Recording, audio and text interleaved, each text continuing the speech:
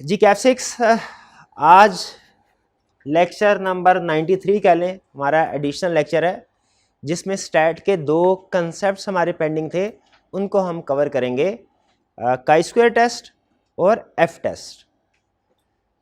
तो चूँकि अब आपके आखिरी 2 वीक चल रहे हैं तो मेरी कोशिश होगी कि ख़ास तौर पे ऑनलाइन रिकॉर्डिंग के लिए कि कम से कम टाइम में इस लेक्चर को कंप्लीट करूं। तकरीबन 1 घंटे का मैंने स्टैंडर्ड टाइम अपने ज़हन में रखा हुआ है कि इसको हमने डिस्कस करना है।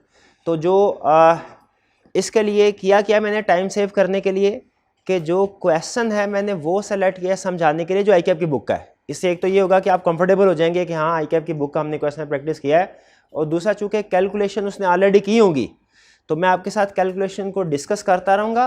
आप अपने साथ कैलकुलेशन बाद में करना चाहें तो कर लीजिए, इससे हमारा कैलकुलेशन का टाइम बच जाएगा।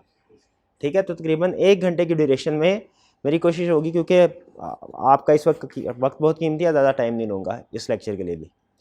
तो टारगेट है 2 कंसेप्ट। कौन कौन से कंसेप्ट हमने डिस्कस करने आज? काई स्क्वायर टेस्ट और एफ टेस्ट। अच्छा, इससे पहले कोई प्रीवियस किसी भी चैप्टर में से कोई टॉपिक में से कोई क्वेश्चन वगैरह पूछना चाहते हो तो पूछ ले। यील्ड कर्व क्या? देखिए यील्ड मतलब रिटर्न, ठीक है, रेट ऑफ रिटर्न। और आपको पता है रेट ऑफ रिटर्न फिक्स किसके ऊपर होता है? डिबेंचर्स के ऊपर, बॉन्ड्स के ऊपर। तो यील्ड कर्व का नाम से और कुछ भी नहीं हमें पता, लेकिन यील्ड कर्व नाम से हमें ये नजर लग रहा है ये कोई कर्व होगा ऐसा जो कि रेट ऑफ रिटर्न को शो कर रहा होगा। ठीक है ना? यील्ड कर्व का मतलब कोई ये कर्व होगा जो रेट ऑफ रिटर्न को शो कर रहा होगा। असल में यील्ड कर्व शो करवाता है किसी भी डिबेंचर के ऊपर जो रेट ऑफ इंटरेस्ट है उसको और उसके मैच्योरिटी पीरियड को। जैसे हमें सिंपल अपनी कॉमन लाइफ में हमें अंदाजा है कि ये बैंक से अगर लोन लेने के लिए जाएं या डिपॉजिट करवाने के लिए जाएं, 1 साल का डिपॉजिट करवाएं, लोन लें, रेट ऑफ रिटर्न कुछ और होता है। 2 साल के लिए रेट ऑफ रिटर्न डिफरेंट होता है, 5 साल के लिए रेट ऑफ रिटर्न डिफरेंट होगा। नॉर्मली अगर आप जितने ज़्यादा अरसे के लिए बैंक के पास डिपॉजिट करवाने के लिए जाएं, बैंक उतना रेट ऑफ इंटरेस्ट बढ़ा देता है। तो यील्ड कर्व यही बताता है कि जो डिबेंचर्स होते हैं इनका और इनके रेट ऑफ इंटरेस्ट का और इनके मैच्योरिटी पीरियड का रिलेशनशिप क्या है। ठीक है, अगर आप ये ग्राफ बना हो तो रेट ऑफ रिटर्न का और मैच्योरिटी पीरियड का रिलेशनशिप क्या है। अपनी कॉमन सेंस को जरा इस्तेमाल करके मुझे बताइए कि अगर मैच्योरिटी पीरियड बढ़ेगा, एक डिबेंचर है वो 5% है उसके ऊपर रेट, 1 साल की मैच्योरिटी पीरियड है, अगर मैच्योरिटी पीरियड 2 साल हो जाए तो रेट ऑफ इंटरेस्ट बढ़ना चाहिए, कम होना चाहिए? बढ़।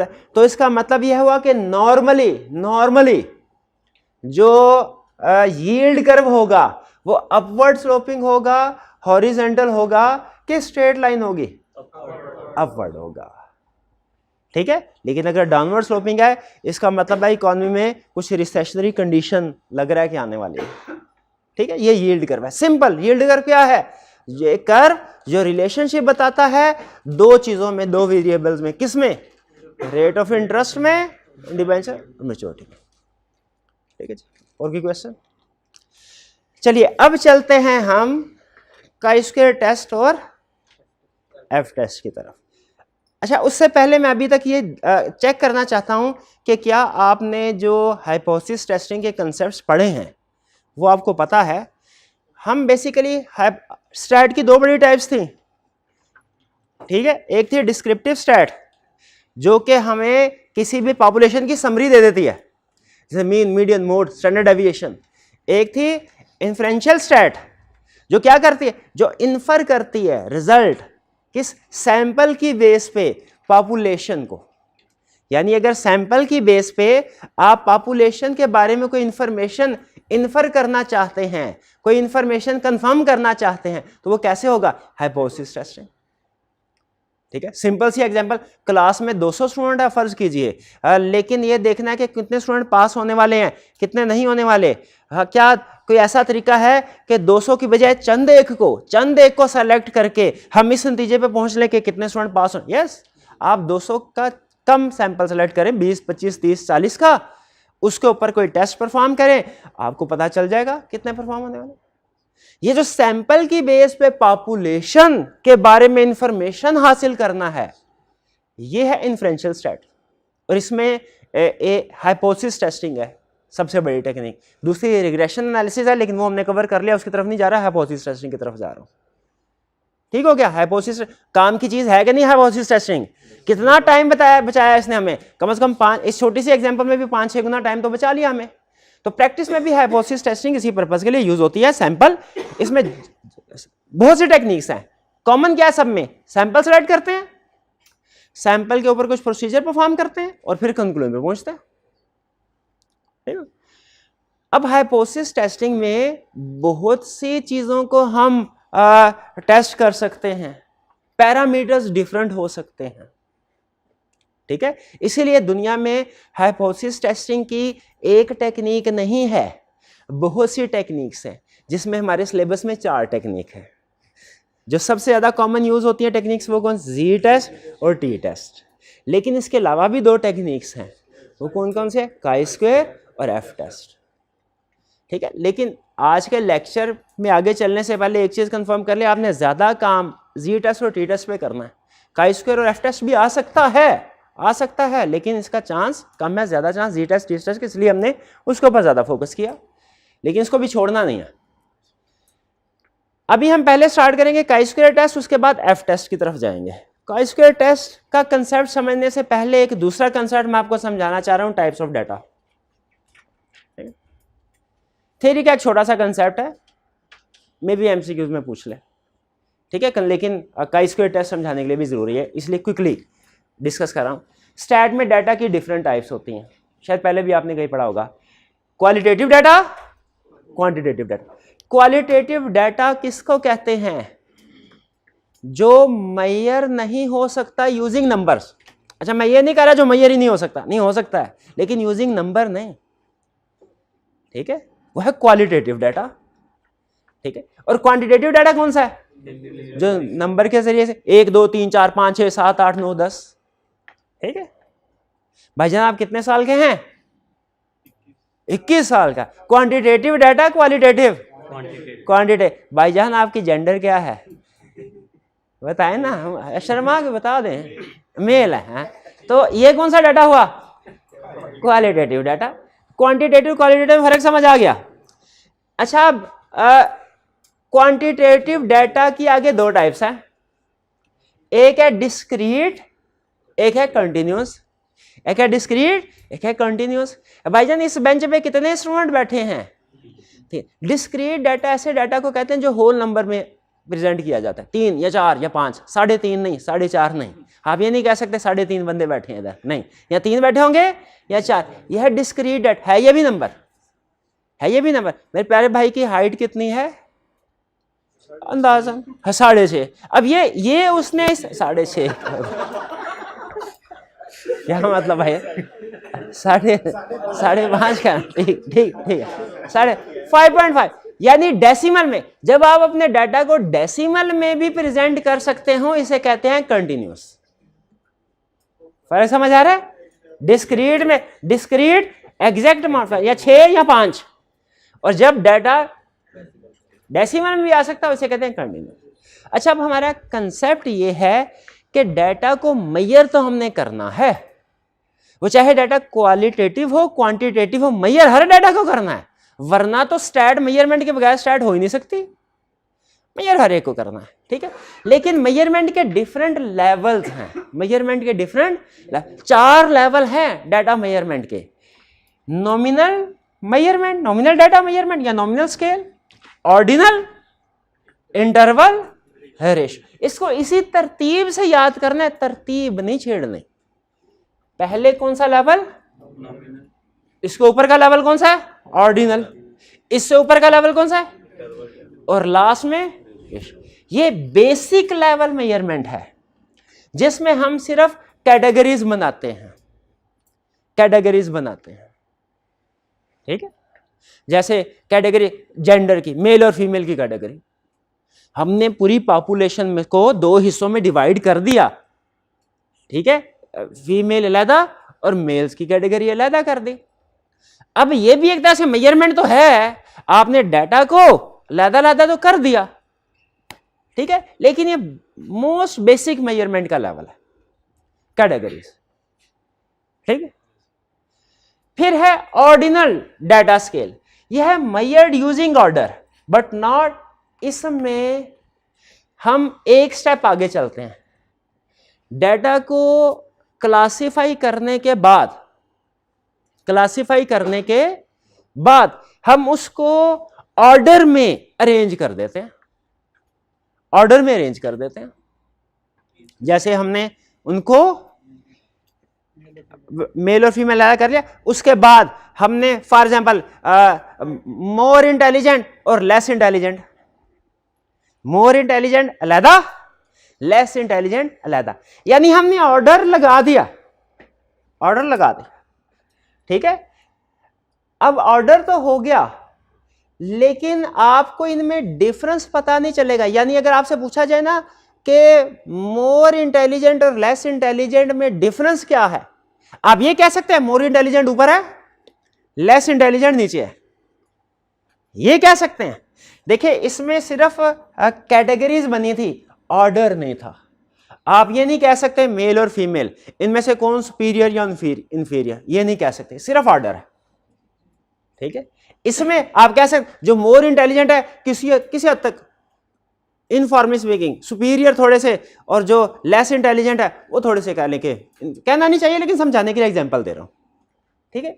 इसमें सिर्फ कैटेगरी बनाई, इसमें कैटेगरी के साथ ऑर्डर में, लेकिन ऑर्डर में आप फर्क नहीं बता सकते कि मोर इंटेलिजेंट लेस इंटेलिजेंट में कितना फर्क है, ठीक है।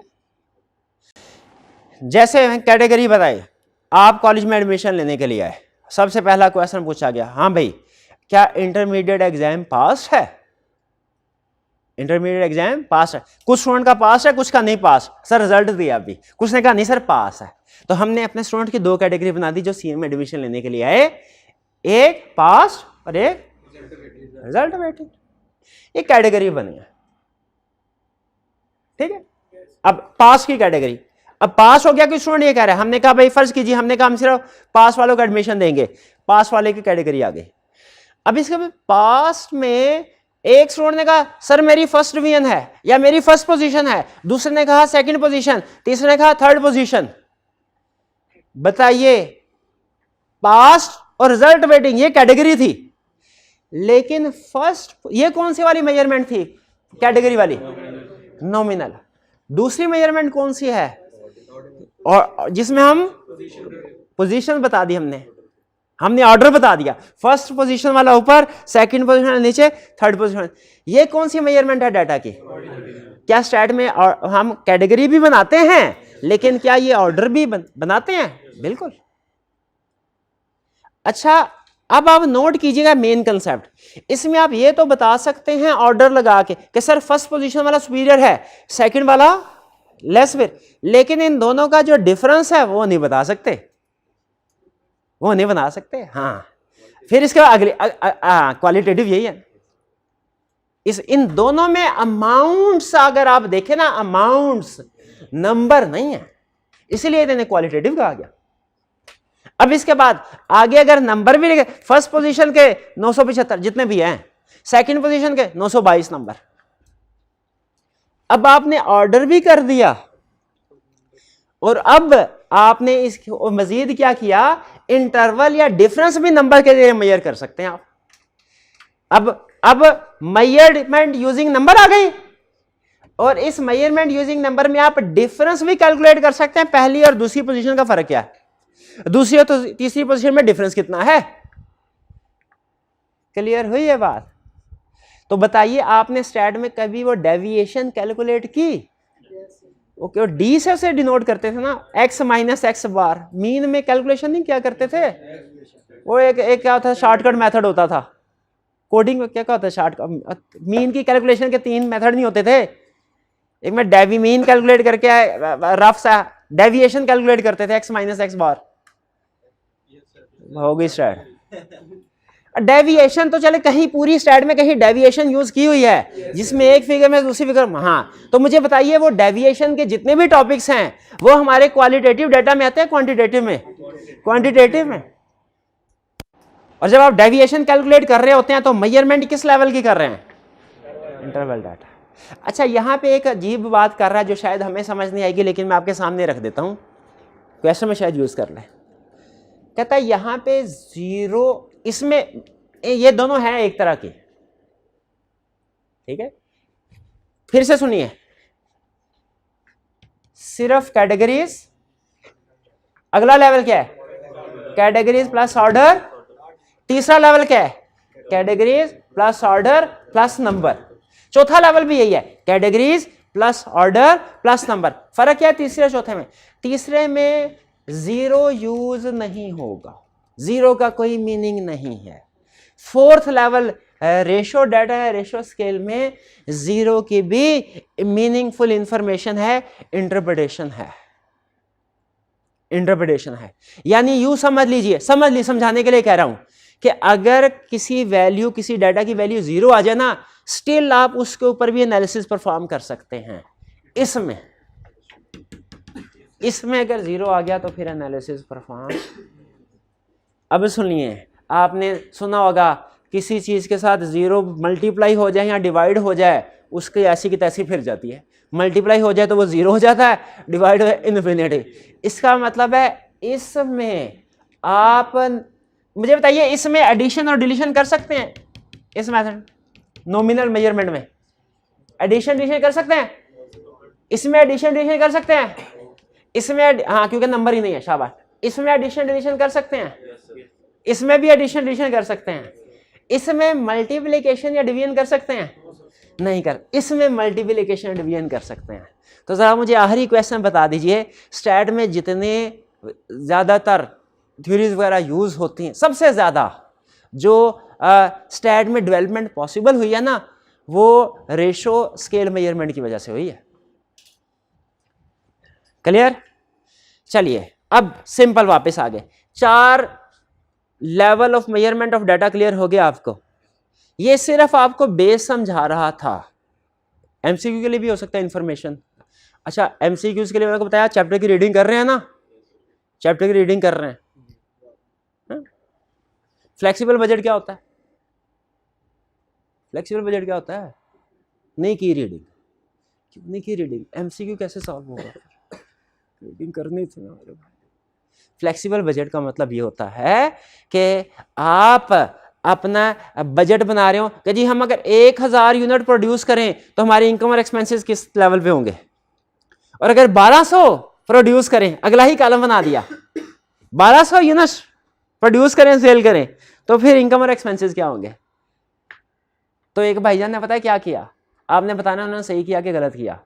उनका सर ये कौन सा मुश्किल कंसेप्ट, तो मुझे आता है क्या, 1000 यूनिट्स के ऊपर सारे इनकम एक्सपेंस दिए होंगे ना, है ना, आगे 1200 की फिगर बनानी है ना अगले। फ्लेक्सिबल बजट यही है। फ्लेक्सिबल का मतलब प्रोडक्शन को, लेवल ऑफ एक्टिविटी को फ्लेक्सिबल करना। और तो सर उसकी हर फिगर को डिवाइड करो 1000 से और मल्टीप्लाई करो 1200 से। एक लगाई मैंने उसको। क्यों एक लगाई? फिक्स्ड को फिक्स रखना था। फ्लेक्सिबल बजटिंग में सबसे बड़ा काम यही होता है। यूनिट्स वाली बात की ना, तो यूनिट्स वाली बात में फिर हमने क्या करना है भला, फिक्स को फिक्स ही रखना है, वेरिएबल पे डिवाइडेड बाय 1000 मल्टीप्लाइड बाय 1200 करना है। चले बहरहाल। अच्छा अब क्या, कहां पे थे? फ्लेक्सिबल, वो तो मैंने आपको थ्योरी ये बताने के लिए, थ्योरी इसके लिए थ्योरी पढ़नी है आपने एमसीक्यूज के लिए। हाँ, ये तो एमसीक्यू के लिए। और एक दूसरी रीजन थी इस कंसेप्ट को बताने की, काई स्क्वायर टेस्टिंग की बेस। काई स्क्वायर, देखें 4 टेस्ट हैं, हर एक में फर्क है, और ये आपको पता होना चाहिए। किस आई कैप हो सकता है आपसे कोई भी स्टेटमेंट दे, अगर अच्छा हुआ ना, अच्छा नरम दिल इंसान, तो वो क्वेश्चन दे के नीचे बता देगा इसको एफ टेस्ट से करो, इसको जी से करो, इसको टी से करो। लेकिन अगर हुआ एज यूजुअल, तो वो क्या करेगा, आपसे क्वेश्चन देके पूछेगा बताओ इसमें कौन सा टेस्ट लगना है। आपको पता होना चाहिए कि जब पॉपुलेशन का वेरिएंस पता है जी टेस्ट, जब पॉपुलेशन का वेरिएंस नहीं पता टी टेस्ट, जब मीन को टेस्ट करना है कि जो हमने सैंपल उठाया है इसका मीन पॉपुलेशन के मीन के इक्वल है कि नहीं, तो टेस्ट ऑफ मीन। और अगर ये देखना है कि इस पॉपुलेशन का मीन और उस पॉपुलेशन का mean, test of difference of means, ठीक है, ये चीजें पता होनी चाहिए। तो जी टेस्ट से तो पता, काई स्क्वायर सुन ले, जी टेस्ट हो, टी टेस्ट हो, एफ टेस्ट हो, क्वांटिटेटिव डाटा में आते हैं। जो काई स्क्वायर टेस्ट है क्वालिटेटिव डाटा के लिए यूज होता है, ठीक है। काई स्क्वायर टेस्ट किस लिए यूज होगा? क्वालिटेटिव के लिए। तो अभी यहां से हमने पहली चीज काई स्क्वायर टेस्टिंग के बारे में पढ़ी, क्या? क्वालिटेटिव डाटा टेस्ट होगा, ठीक है। क्वालिटेटिव डाटा क्या हो सकता है? एज क्वांटिटेटिव है, जेंडर, ठीक है। अच्छा मुझे ये बताइए, अब आई कैप की एग्जांपल आपके सामने रखता हूं, आपने देखना है कि ये क्वांटिटेटिव है कि क्वालिटेटिव, और कंसेप्ट के ऊपर फोकस करना है। एक कंपनी जिसने नया मॉडल मोबाइल का लॉन्च करना है, वो ये देखना चाहती है कि क्या हमारे यंगस्टर्स ये टच पैड में ज्यादा इंटरेस्टेड हैं या कि हमारे जो ओल्ड एज वाले लोग हैं वो ज्यादा इंटरेस्टेड है, ये सर्वे करना चाहते हैं। इसमें मुझे बताइए, एक वेरिएबल हो गया कि यंगस्टर्स के ओल्ड एज, यंगस्टर्स, और दूसरा इंटरेस्टेड हैं या इंटरेस्टेड नहीं है। ये इंटरेस्टेड होना या इंटरेस्टेड ना होना, ठीक है, ये क्या होगा? क्वालिटेटिव। तो बहरहाल क्वालिटेटिव और क्वांटिटेटिव डाटा समझ आ गया हमें। हम क्वालिटेटिव की तरफ चलते हैं, इसकी टेस्टिंग करनी है काई स्क्वायर के जरिए से। क्वालिटेटिव डाटा होगा, कैसे टेस्ट होगा? काई स्क्वायर टेस्टिंग के जरिए से।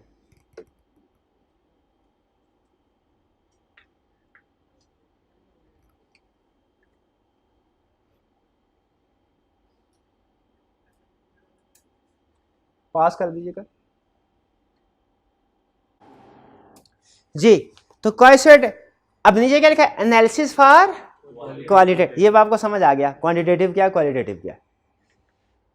काई square and its use, chi square कहां इस्तेमाल होता है? To analyse qualitative data, usually nominal data. Nominal measurement पढ़ा ना अभी, और दूसरी कौन सी मेजरमेंट थी? ऑर्डिनल, और तीसरे लेवल पे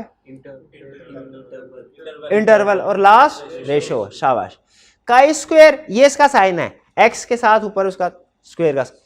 काई स्क्वायर टेस्ट क्या टेस्ट करता है? ये टेस्ट करता है, अगली बात बहुत अहम है, ये इसमें सारा आधा कंसेप्ट इसमें छुपा है काई स्क्वायर का। काई स्क्वायर टेस्ट करता है whether observed value matches expected values of a model. Model से मुराद कोई थ्योरी है, कोई बिलीफ है। काई स्क्वायर क्या टेस्ट करता है कि कोई भी मॉडल है, इसकी ऑब्जर्व्ड वैल्यू और एक्सपेक्टेड वैल्यू मैच करती है कि नहीं। ऑब्जर्व्ड वैल्यू और एक्सपेक्टेड, जैसे फर्ज कीजिए, समझाने के लिए कह रहा हूं एग्जाम्पल, हमने ये देखना है, मैं ये कहता हूं हमारी क्लास के नॉर्मली 40% स्टूडेंट्स एग्जाम में पास हो जाते हैं, ठीक है, और ये एक स्टेटमेंट मैंने दी। अब प्रिंसिपल साहब देखना चाह रहे हैं कि क्या ये स्टेटमेंट ठीक थी कि गलत। इस दफा जितने स्टूडेंट्स ने पेपर दिया उन्होंने देखा कितने पास हुए, वो फर्ज कीजिए 37 पास हुए। अब वो देखना ये चाह रहे हैं कि क्या ये मेरी स्टेटमेंट ठीक थी कि नहीं कि 40% पास होते हैं, ठीक है। बज़ाहिर तो लगता है कि स्टेटमेंट गलत थी क्योंकि 37 पास, लेकिन याद रखें 37 सिर्फ एक सैंपल है, पॉपुलेशन को टेस्ट करना उन्होंने। तो बताइए, अब उन्होंने ऑब्जर्व्ड वैल्यू को एक्सपेक्टेड वैल्यू के साथ कंपेयर करना है, कौन सा टेस्ट होगा? Chi square test. ये ऑब्जर्व्ड का वर्ड और एक्सपेक्टेड का वर्ड मोस्ट इंपॉर्टेंट है। ऑब्जर्व्ड को एक्सपेक्टेड के साथ कंपेयर किया जाएगा, थोड़ा बहुत फर्क तो आएगा ना, फिर देखा जाएगा कि वो फर्क सिग्निफिकेंट है कि नहीं। काई स्क्वायर में क्या होगा, तरीका वारदात क्या होगा काई स्क्वायर में? ऑब्जर्व्ड वैल्यू को एक्सपेक्टेड के साथ कंपेयर किया जाएगा, ऑब्जर्व्ड को एक्सपेक्टेड के साथ कंपेयर। अच्छा मैं ये कह रहा हूं ऑब्जर्व्ड को एक्सपेक्ट, ये नहीं कह रहा एक्सपेक्टेड को ऑब्जर्व के साथ, इसमें भी एक हिकमत है, तो याद रखना है ऑब्जर्व्ड को एक्सपेक्टेड के साथ कंपेयर किया जाएगा और फिर देखा जाएगा डिफरेंस सिग्निफिकेंट है कि नहीं है। सिग्निफिकेंट है तो हम कहेंगे नहीं आप झूठ बोल रहे, नल हाइपोथेसिस रिजेक्टेड। और अगर सिग्निफिकेंट नहीं है, ठीक है ना। अब ये ध्यान में रखिएगा, ऑब्जर्व्ड वैल्यू एक्सपेक्टेड, फिर बोले काई स्क्वायर में क्या होगा, observed value expected value, chi square में क्या होगा, observed value expected value, observed value. Types of chi square, दो तरह के टाइप्स हैं काई स्क्वायर टेस्ट। बेसिक अप्रोच दोनों में एक ही होगी, क्या, ऑब्जर्व्ड वैल्यू को एक्सपेक्टेड वैल्यू के साथ कंपेयर किया जाएगा। फर्क क्या है, एक है 1D एक है 2D। 1D एक 2D, यानी एक में एक ही वेरिएबल होता है, दूसरे में दो वेरिएबल होते हैं। काई स्क्वायर टेस्ट में होता क्या है, ऑब्जर्व्ड वैल्यू को एक्सपेक्टेड वैल्यू के साथ कंपेयर करते हैं। देखते हैं फर्क क्या है। काई स्क्वायर टेस्ट की कितनी टाइप्स हैं, दो। एक है गुडनेस ऑफ फिट टेस्ट, दूसरा है independence test. Goodness of fit test का मतलब क्या है कि किसी मॉडल में देखेंगे फिट बैठता है कि नहीं, एक्सपेक्टेड ऑब्जर्व्ड वैल्यू के साथ, हमारी जो ऑब्जर्व्ड वैल्यू एक्सपेक्टेड के साथ कंपेयर करके देखेंगे, उस मॉडल पे जो ऑलरेडी हमारे जहन में था एक्सपेक्टेड, ऑब्जर्व्ड वैल्यू उसके ऊपर फिट बैठी कि नहीं बैठी, ठीक है।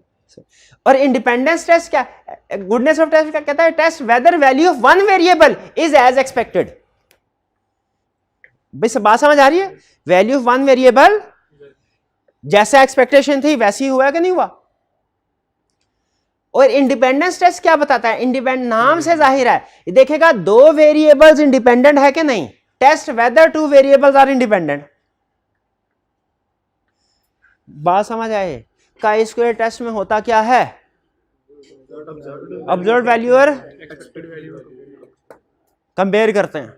काई स्क्वायर टाइप्स की कितनी टेस्ट, दो, कौन कौन सी, goodness of fit, independence. Goodness of fit में क्या देखते हैं, एक ही वेरिएबल होता है, देखते हैं वो एक्सपेक्टेड के मुताबिक है कि नहीं। और इंडिपेंडेंस में दो वेरिएबल होते हैं, देखते हैं दोनों का रिलेशनशिप है कि नहीं, ठीक है। एक कैटेगरी है मेल, एक है फीमेल, एक है एंग्री, एक है नॉट एंग्री। देखना चाहते हैं हम, भाई रिसर्च है ना, किसी भी चीज पे रिसर्च कर सकते हैं, हमारी मर्जी। हम देखना चाहते हैं कि क्या एंग्री होने या ना होने का जेंडर से के साथ कोई रिलेशनशिप है। क्या देखना चाह रहे हैं, एंग्री होने या ना होने का जेंडर के साथ कोई रिलेशनशिप है।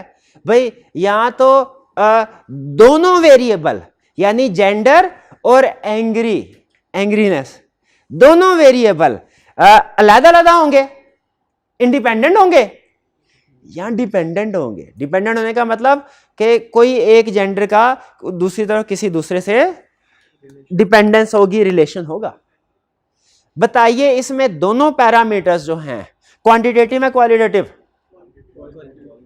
क्वालिटेटिव जेंडर भी और एंग्री होना या ना, या more angry less angry, qualitative test कौन सा लगेगा, काई स्क्वायर। काई स्क्वायर में दो टाइप्स हैं, इसमें इंडिपेंडेंस वाला के गुडनेस ऑफ फिट वाला, इंडिपेंडेंस वाला। भी बात समझ आ गई। अच्छा अगली बात बहुत कह रहा है, नोट करो same statement will be there null hypothesis. इसमें नल हाइपोथेसिस जो है ना, काई स्क्वायर में भी और एफ टेस्ट में भी सबसे आसान है। जी टेस्ट में तो आप सोचते थे ना इसको नल बनाऊं कि अल्टरनेट बनाऊं, पता चलता था बनाना क्या है, वो नल बनाऊं कि अल्टरनेट बनाऊं।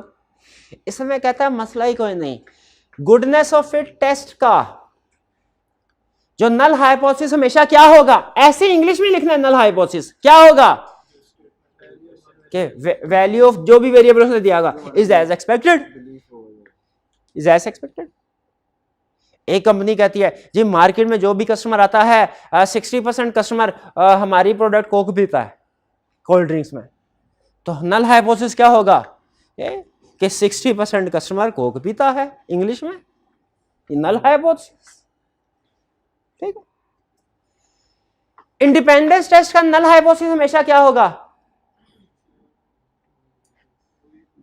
क्या कि बोथ आर इंडिपेंडेंट है, रिलेटेड नहीं इंडिपेंडेंट लिखा हुआ है।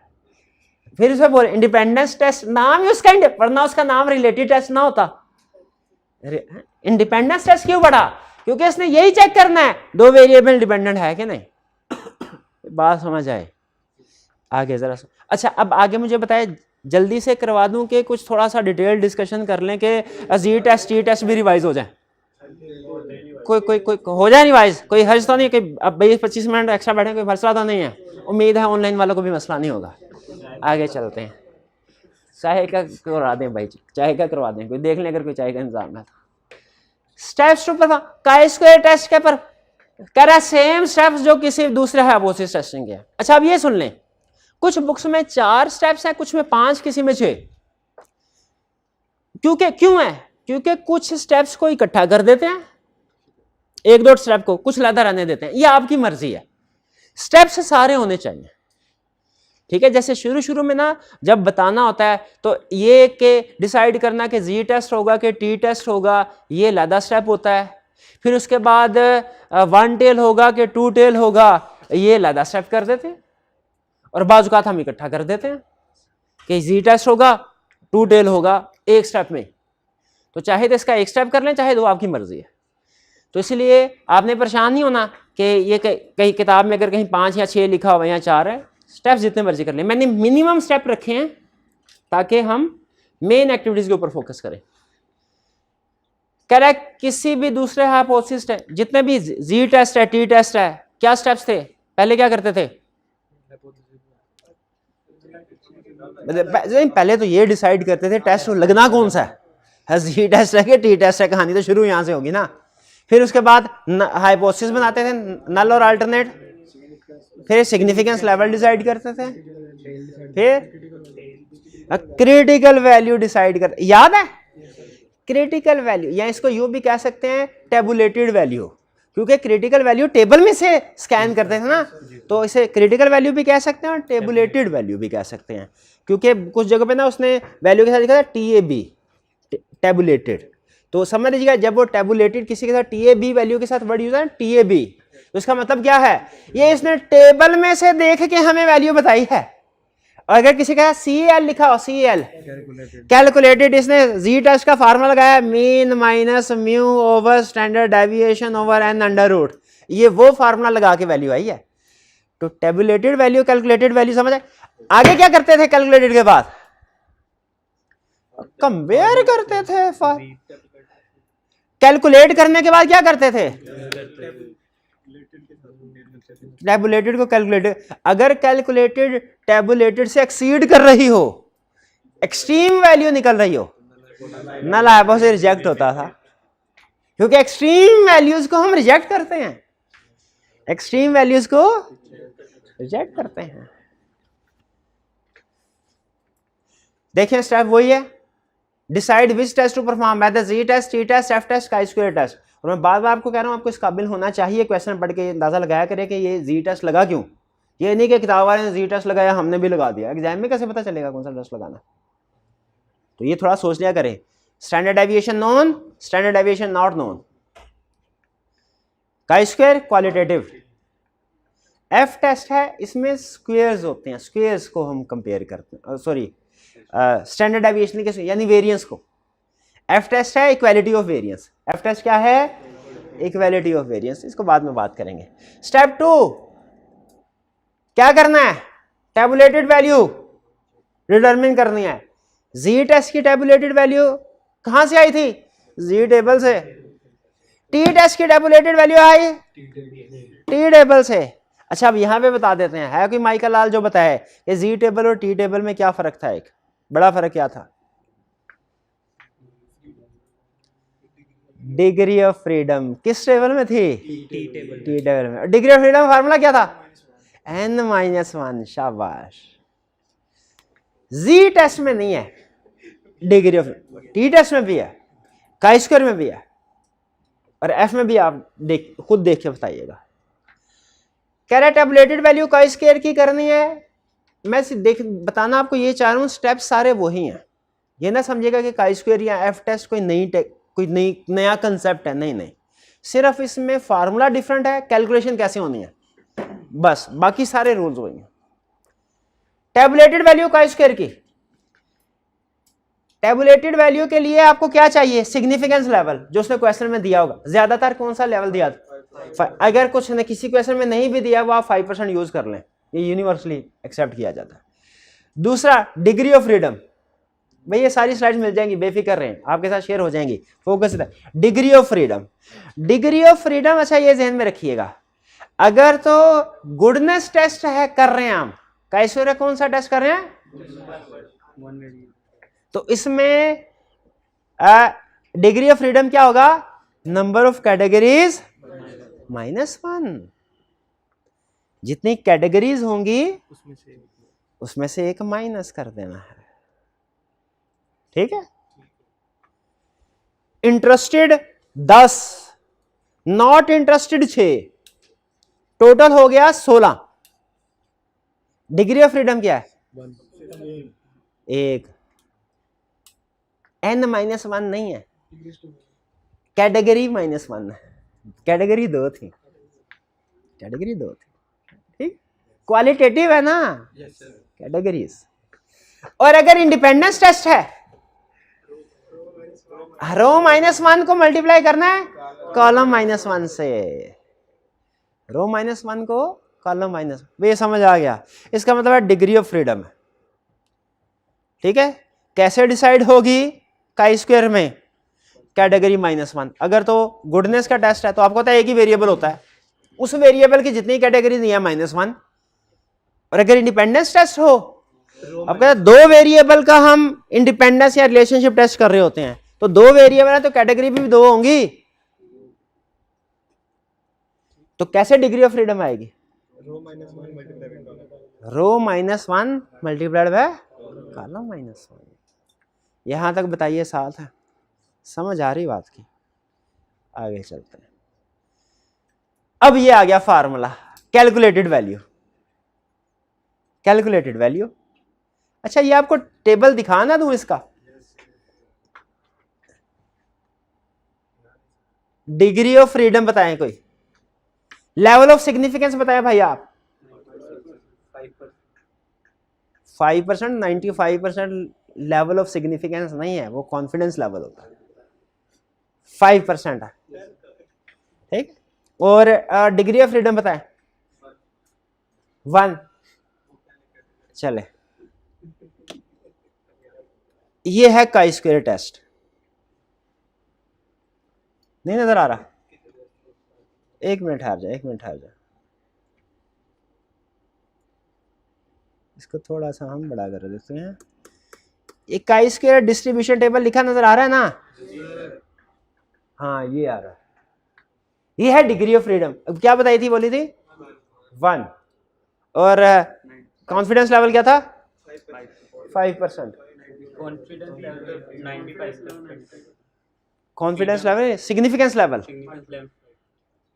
5%, ये आ गया, ठीक है। Level of significance 5%, degree of, तो इसका मतलब है इसकी टेबुलेटेड वैल्यू क्या होगी? 3.84। इसको नोट कर लेना है, और फिर इसको किसके साथ कंपेयर करना है? Calculated value. कैलकुलेटेड वैल्यू कहां से आएगी? फार्मूला से। फार्मूला किधर है?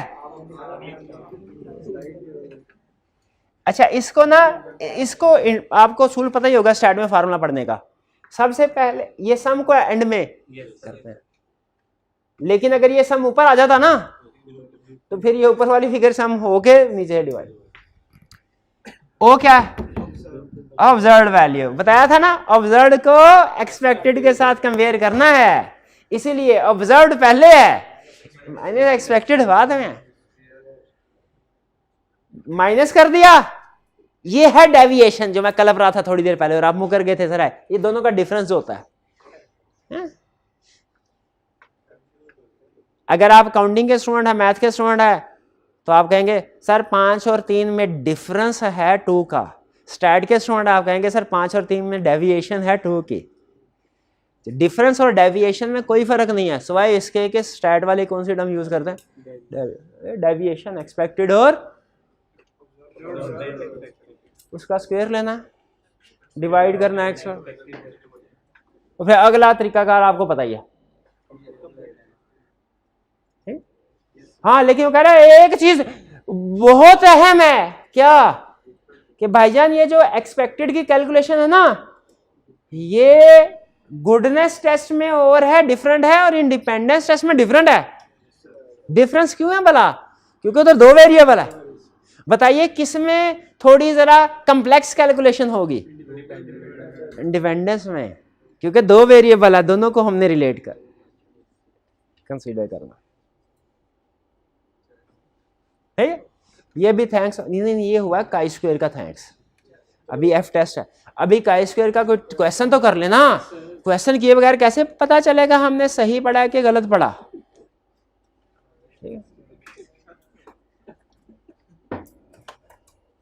अच्छा अब इसमें ना हम आई कैप का क्वेश्चन लेके चलते हैं। इसमें फायदा पता क्या होगा, हमें खुद से कैलकुलेशन नहीं करनी पड़ेगी।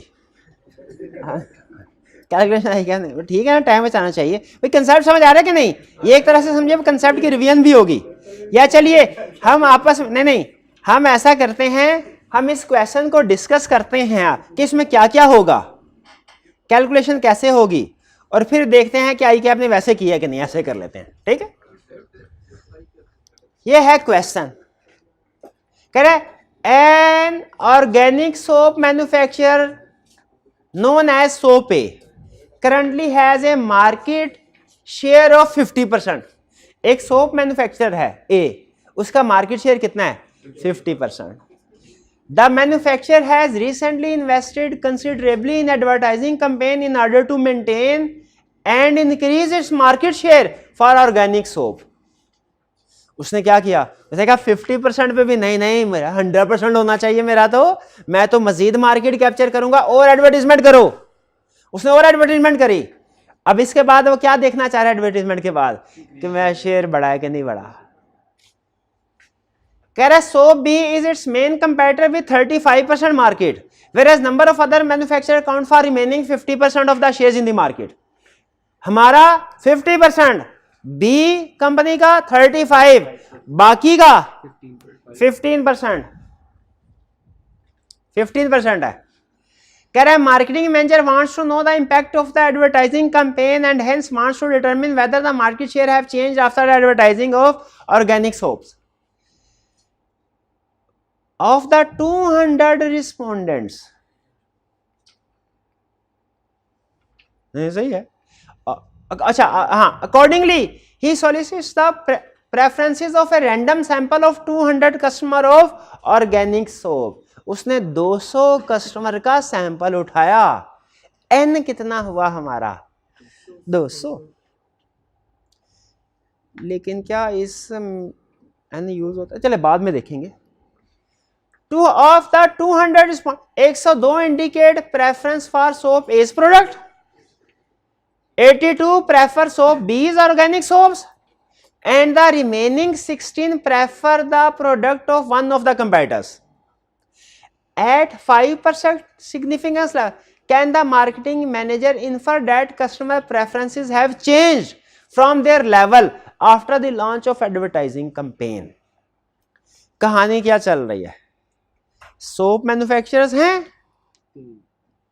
3, और वो देखना चाहते हैं कि जो मार्केट शेयर है वो चेंज हुआ कि नहीं हुआ। ठीक है,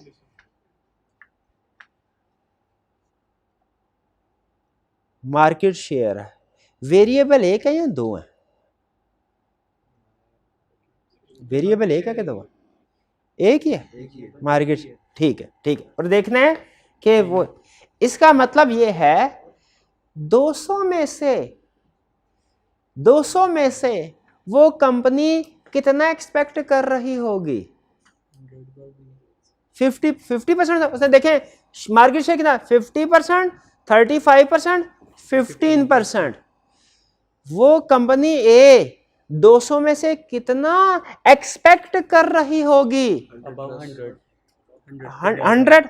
100। देखें नल हाइपोथेसिस क्या होगा? नल हाइपोथेसिस वही होगा ना कि सेम है, चेंज नहीं हुआ। तो उसकी एक्सपेक्टेशन कैसी हो, क्या होगी? कंपनी ए की एक्सपेक्टेशन क्या होगी कि 200 के सैंपल में से जो एक्सपेक्टेड वैल्यू कितनी आनी चाहिए? Greater than 100। और अगर नल हाइपोथेसिस को हमने टेस्ट करना है तो उसका मतलब है 50%, यानी 100 एक्सपेक्टेड वैल्यू। क्योंकि देखें अगर नल हाइपोथेसिस रिजेक्ट हो जाता है तो इसका मतलब उसकी कैंपेन सक्सेसफुल रही है। जी सर। तो हमने तो आपको पता है नल हाइपोथेसिस को देखना है, ठीक है। जो एक्सपेक्टेड वैल्यूज होंगी वो नल हाइपोथेसिस की बेस पे होंगी, एक्सपेक्टेड वैल्यूज। तो मुझे बताइए एक्सपेक्टेड वैल्यू क्या है सोप ए मैन्युफैक्चरर की 200 के सैंपल में से? 100। और सोप बी मैन्युफैक्चरर की एक्सपेक्टेड वैल्यू क्या है? 70, 35। और सोप अदर सोप्स की 30। अच्छा कैटेगरी कितनी बनी है वाला? 3, soap A, soap B, other. ठीक है, 3 कैटेगरीज आ गई और एक्सपेक्टेड वैल्यू भी आ गई। ऑब्जर्व्ड वैल्यू क्या है? ये ऑब्जर्व्ड वैल्यू है 102। अब पता चला आपको ऑब्जर्व्ड वैल्यू 102, एक्सपेक्टेड क्या है? 100। एक्सपेक्टेड कैसे आई? ये है सारी कहानी। बताइए एक्सपेक्टेड कैसे आई? टोटल को उसने 50% जो शेयर है नल के मुताबिक, नल है उससे मल्टीप्लाई करते हैं। क्लियर हुआ? अब आप मुझे बताइए आपके सामने 3 कैटेगरीज हैं, 3 कैटेगरीज बना सकते हैं, soap A, soap B, soap सी। उसके आगे एक्सपेक्टेड वैल्यू लिख सकते हैं, नहीं observed value, sorry observed value लिख सकते हैं, आगे एक्सपेक्टेड वैल्यू लिख सकते हैं, आगे माइनस करके वही formula expected observed minus expected square divided by expected, सारे का सम। यानी आप काई स्क्वायर वैल्यू कैलकुलेट कर सकते हैं। तो फिर कर रहे हैं अब आप, तो करें, आप करें ना, ये ऑनलाइन वाले भाईजान आप भी करें, आप भी कीजिए, कैलकुलेशन कीजिए, इसी की टेबल खुद से बनाइए और वैल्यू कैलकुलेट कीजिए। फिर इसके बाद सॉरी ये कैलकुलेट कीजिए, फिर इसके बाद टेबुलेटेड वैल्यू हम देखेंगे कि वो कैसे ढूंढनी है। ठीक है, जल्दी से कीजिए, आप भी कीजिए, पॉज कर दीजिए तब तक। जी कैलकुलेशन कर ली होगी आपने, क्या आंसर आया टोटल? 8 सबका 8.63 आ गया। शाबाश। अब क्या करना है? ये तो कैलकुलेटेड वैल्यू है, इसको टेबुलेटेड वैल्यू के साथ, टेबुलेटेड वैल्यू के लिए 2 चीजें चाहिए, लेवल ऑफ सिग्निफिकेंस और डिग्री ऑफ फ्रीडम। ठीक है, हमें 2 चीजें चाहिए। तो अब यार देख लेते हैं, मैच करते हैं क्या उसने भी इसी तरीके से किया हुआ है। 8.62 या 8.63 कोई फर्क नहीं पड़ता। ठीक है, अब हमने करना है tabulated value. Tabulated value chi square के बारे में एक बात कहते हैं, ये हमेशा सिंगल टेल्ड ही होता है काई स्क्वायर। इसकी एक रीजन होती है क्योंकि ये नॉर्मली डिस्ट्रीब्यूटेड नहीं होता, नॉर्मली डिस्ट्रीब्यूट डाटा नहीं होता। अब जरा इसमें से आप ढूंढ सकते हैं डिग्री ऑफ फ्रीडम क्या थी? 200 था, 2 किधर से आ गया?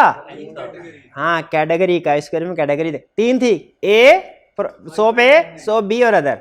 2 डिग्री ऑफ फ्रीडम 2 और लेवल ऑफ सिग्निफिकेंस क्या था? 5% यानी 0.05 5.99 5, ये भी 5.99 है। ठीक है, उसने किसी और टेबल से देखा होगा, को टेबल्स होते हैं ज्यादा प्रिसीजन दे देते हैं, लेकिन ज्यादा प्रिसीजन हमें रिक्वायर्ड नहीं है। 5.99 भी।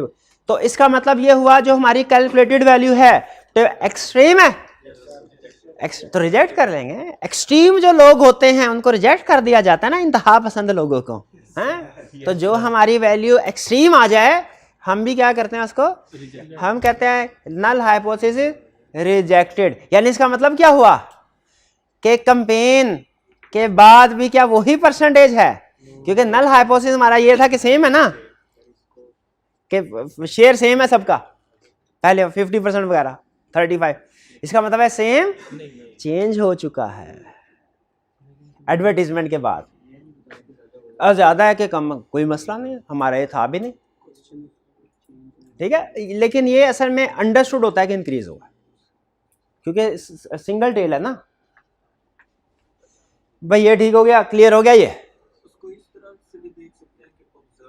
आपने सिर्फ इतना कहना है null hypothesis rejected, that is percentages have changed, खत्म कहानी यहीं पे, इंक्रीज डिक्रीज कर बताना ही नहीं है।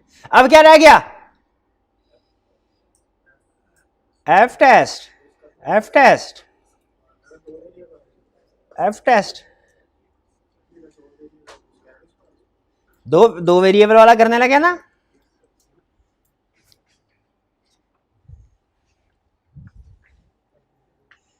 कह रहा है ए थोड़ा सा ऊपर करना,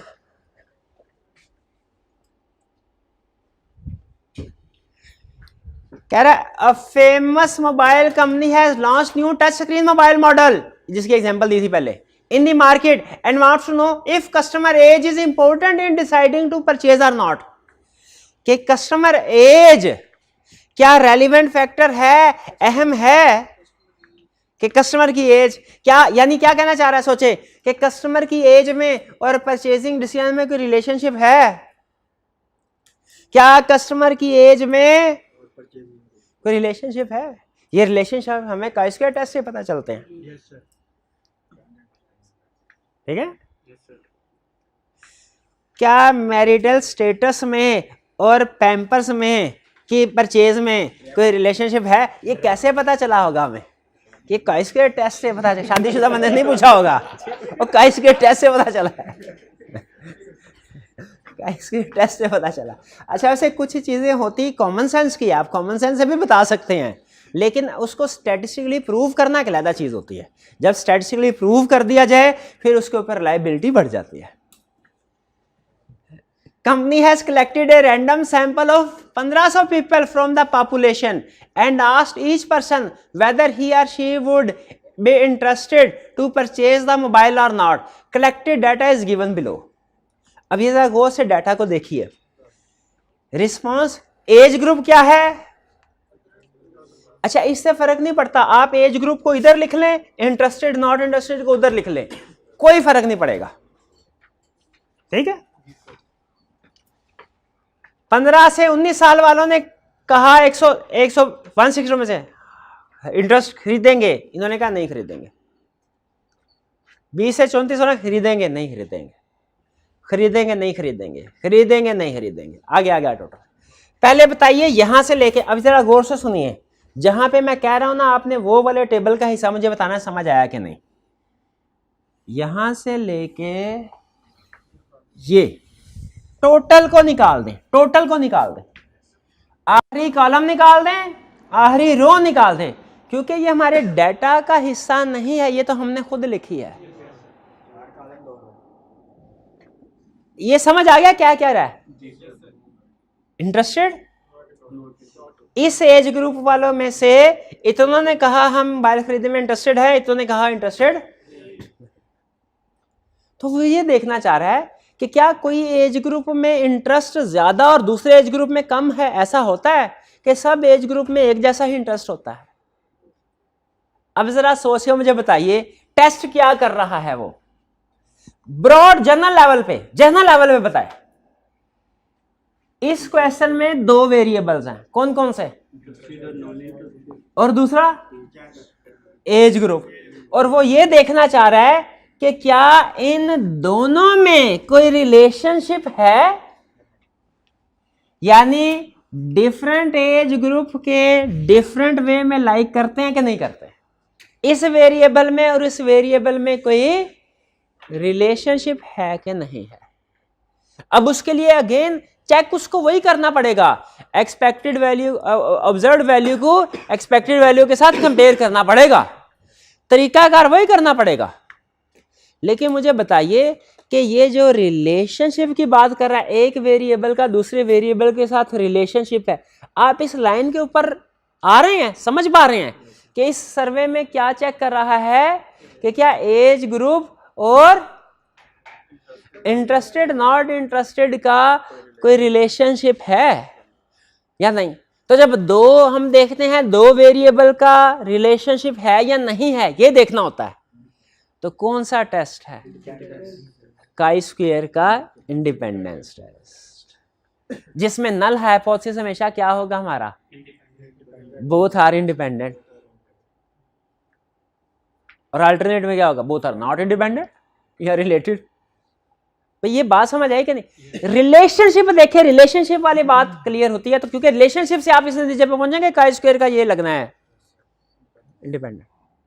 वैसे झटका अप्रोच भी है, आपको पता है कि जी दो कैटेगरीज हैं और इनमें जो सिंगल वेरिएबल वाला होता है वो हमारा गुडनेस ऑफ इट टेस्ट होता है, और जो दो कैटेगरीज वाला होता है हमेशा इंडिपेंडेंट टेस्ट ही होता है, दो वेरिएबल्स वाला। क्लियर? अब इसमें बताइए अच्छा बाकी सारे स्टेप वही। स्टेप नंबर 1 में डिसाइड कर लिया काई स्क्वायर टेस्ट लगना है, कौन सा? इंडिपेंडेंट, क्योंकि दो वेरिएबल्स हैं। अच्छा इसके बाद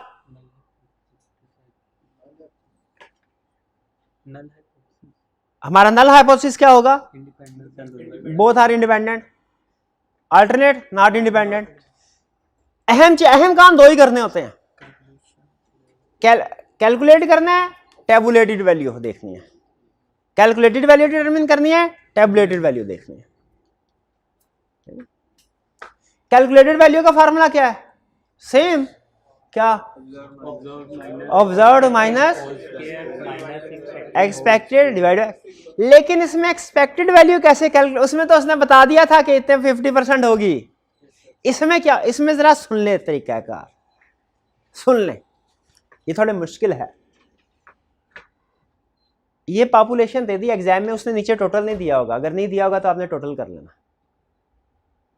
एक्सपेक्टेड वैल्यू कैसे होगी? टोटल से। टोटल से। अब ये देखिए टोटल है 3, एक्सपेक्टेड वैल्यू कैसे कैलकुलेट होगी?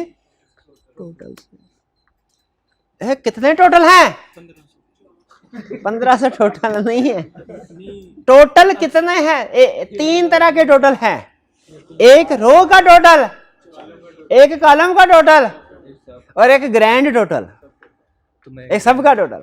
शाबाश। एक रो का टोटल, कॉलम का टोटल से एक सब का टोटल। एक्सपेक्टेड वैल्यू कैसे आएगी? रो के टोटल को मल्टीप्लाई करना है कॉलम के टोटल के साथ, डिवाइड करना है सब के टोटल के साथ। ठीक है? वंस अगेन सुन लें, सुन लें। रो के टोटल को कॉलम के टोटल से मल्टीप्लाई करना है और डिवाइड कर देना है सब के टोटल के साथ। यानी मुझे बताइए कि इसमें 110, ये तो है ऑब्जर्व्ड वैल्यू, इसकी एक्सपेक्टेड वैल्यू क्या आएगी?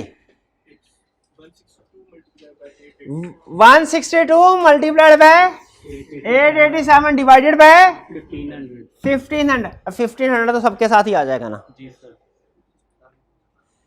52 की क्या आएगी? 162 613 डिवाइडेड बाय, इसकी क्या आएगी? 6 मल्टीप्लाइड बाय डिवाइडेड बाय, इसकी क्या आएगी? 447 इंटू 887 डिवाइडेड बाय 1500। सबकी वैल्यू कैलकुलेट कर दें। अब इसको टेबल में लिख देना है आपने। टेबल में क्यों लिखा? ताकि वो आपको डिफरेंस कैलकुलेट करने में आसानी हो। ठीक है? उसने इधर कैटेगरीज बनाई हुई है, कैटेगरी को इग्नोर करते हुए टेबल में लिखना है, लेकिन टेबल में लिखते हुए ध्यान में रखना है इसकी एक्सपेक्टेड वैल्यू इसके आगे लिखनी है, 52 के आगे 52 की एक्सपेक्टेड वैल्यू लिखनी है। अब देखिए आई कैप ने कैसे किया हुआ, बिल्कुल ठीक किया हुआ। कैसे? 110 ये ऑब्जर्व्ड वैल्यू है, एक्सपेक्टेड वैल्यू है, ऑब्जर्व्ड वैल्यू एक्सपेक्ट। अब देखिए उसने सारा डाटा टेबल फॉर्म में कन्वर्ट कर दिया। अगर आप इसको देखना चाहें ना सामने रखे, ये देखें, ये ठीक है, ऐसे ऐसे ठीक है। 110, 312, 280, 185, 110, 312, 280, 185, फिर 135, 276, 150। उसने सारे का सारा सीधा कर दिया टेबल, लेकिन फिर उस लिहाज से हर रह के आगे वैल्यू लिखी है। अब रैंडम बेस पे बताए कौन सी वैल्यू कैलकुलेट करें हम? 52 की करें भाई, 52 की करें। ये देखिए यही आती है 52 की। 52 की 162 मल्टीप्लाई बाय 613 डिवाइडेड बाय 1500, 66.20 यही आ गई। फिर आगे आपको पता है सारी कैलकुलेशन कर कर आके हमारे पास क्या फिगर आई? 46.02। अब क्या करना है? टेबुलेटेड के लिए क्या चाहिए? और लेवल ऑफ सिग्निफिकेंस भी, लेवल ऑफ सिग्निफिकेंस किधर है? 5%, यानी 0.05। और डिग्री ऑफ फ्रीडम क्या है? 3। कैसे? 1 2 3 4 रो है हमारी 4, नहीं कॉलम है 4 है। 4 माइनस 1 3 मल्टीप्लाइड बाय रोज 2 है। 2 माइनस 1 3 माइनस 1 3 है। सही कह रहे हैं, सही कह रहे हैं। 3 आ गया। Degree of freedom 3, level of significance 0.05। ढूंढे डिग्री ऑफ फ्रीडम 3 है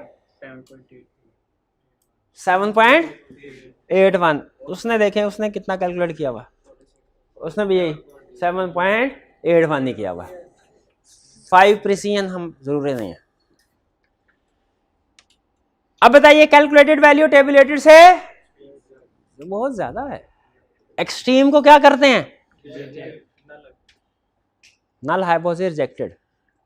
यानी इसका मतलब क्या कि रिलेशनशिप है। यंगस्टर्स, अब ये बताने की जरूरत नहीं है कि बूढ़े ज्यादा पसंद करते हैं टच मोबाइल के जवान।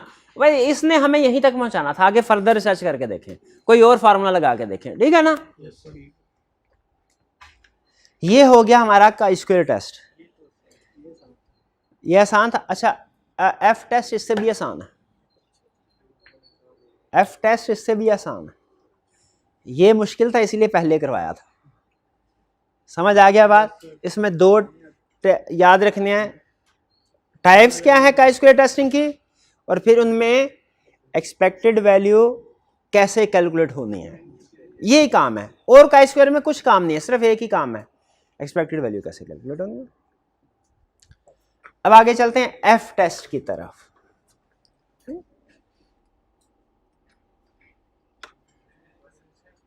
एफ टेस्ट क्या करता है? देखता है कि दो वेरिएंस इक्वल हैं कि नहीं। देखें जी टेस्ट क्या करता है? नॉर्मली सबसे ज्यादा मीन इक्वल है कि नहीं। जी टेस्ट और टी टेस्ट क्या करते हैं? मीन इक्वल है कि नहीं, या डिफरेंस ऑफ मीन भी देखते हैं कि वो डिफरेंट है कि नहीं। लेकिन बेसिकली इक्वालिटी ऑफ मीन के लिए है जी टेस्ट और टी टेस्ट, और इक्वालिटी ऑफ वेरिएंस के लिए एफ टेस्ट। एफ टेस्ट किसके लिए है? अच्छा बताइए क्या इसमें भी कोई एफ टेबल होगा? उसमें भी कोई डिग्री ऑफ फ्रीडम होगी, और शाबाश लेवल ऑफ सिग्निफिकेंस भी होगा। ये कौन सा? शाबाश, बिल्कुल होगा। अच्छा टेबल देखने का तरीकाकार सब में एक जैसा ही है, ठीक है? तो वो आपके लिए नई चीज कोई नहीं है। फार्मूला नया होगा, और फार्मूला क्या होगा? स्टैंडर्ड डेविएशन का। कह रहे एफ टेस्ट एंड यूज क्या? सॉरी ऐसा में कॉपी आपको काउंटेंट का फेवरेट आपको पता है, ये यहाँ पे काई स्क्वायर नहीं है, यहाँ पे एफ टेस्ट है। एफ टेस्ट है नहीं, मैं अभी चेंज कर देता हूँ, मैं अभी चेंज कर देता हूँ।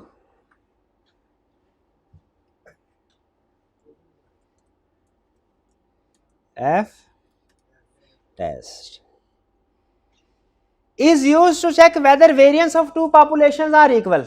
इसीलिए कहते हैं चलती चीज को छेड़ना नहीं चाहिए। नहीं सही कह रही हैं, आईटी सिस्टम में जो चीज चल रही हो ना उसको नहीं छेड़ना चाहिए।